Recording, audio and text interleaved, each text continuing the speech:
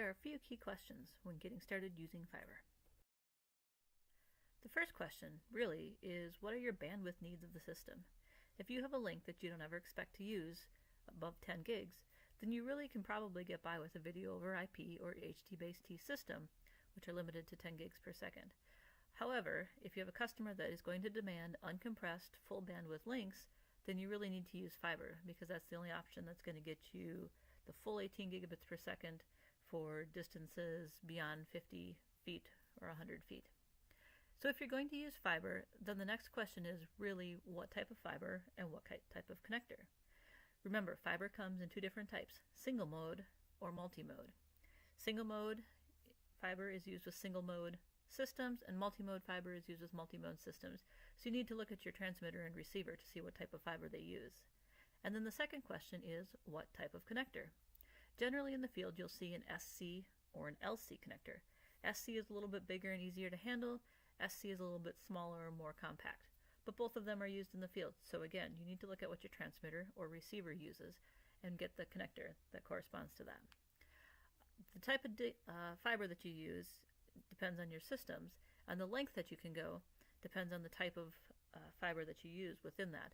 So for example, multi-mode fiber, as you can see in this table, can go much further with OM4 classification fiber than it can with OM2 classification fiber.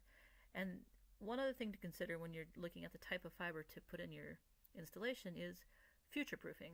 So if you're looking at your full data rate 4K right now for HDMI 2.0, OM4 can go up to 1,000 meters.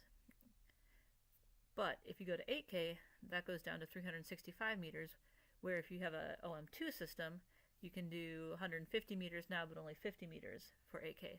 So it's important to be aware of what you need now, but keep in mind what the configuration and the installation is going to want to do in the future. Because one of the big benefits of fiber is that you don't have to pull it under the wall and reinstall it when 8K comes along. So once you've determined what type of connector and what type of fiber, then you need to look at the actual fiber installation. So for that is, can your installers terminate fiber in the field? And if they can, that's great. Then you can pull fiber just like you pull copper category cable and terminate it right to length in the field when you're ready to do your installation. If they're not comfortable with fiber termination yet, that's all right. You can still use fiber. You just need to get a pre-terminated fiber and use a pull sock for installation so that you protect the end of the fiber when you're pulling it through the walls and around corners in the conduit. What type of manufacturers and where do I buy fiber? We highly recommend Clearline fiber because they're stronger, safer, faster. Fiber really is fast and easy to use in the field. But there are other manufacturers of fiber out there, and you can get fiber from Clearline, from many different distributors, or even direct sources online for fiber cables, both bulk cable and pre-terminated fiber.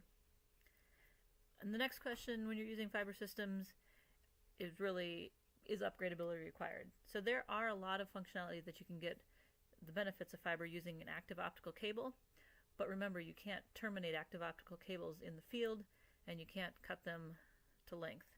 So that also means that when it's time to upgrade, you can't just pull off the ends and plug in different systems for 8K.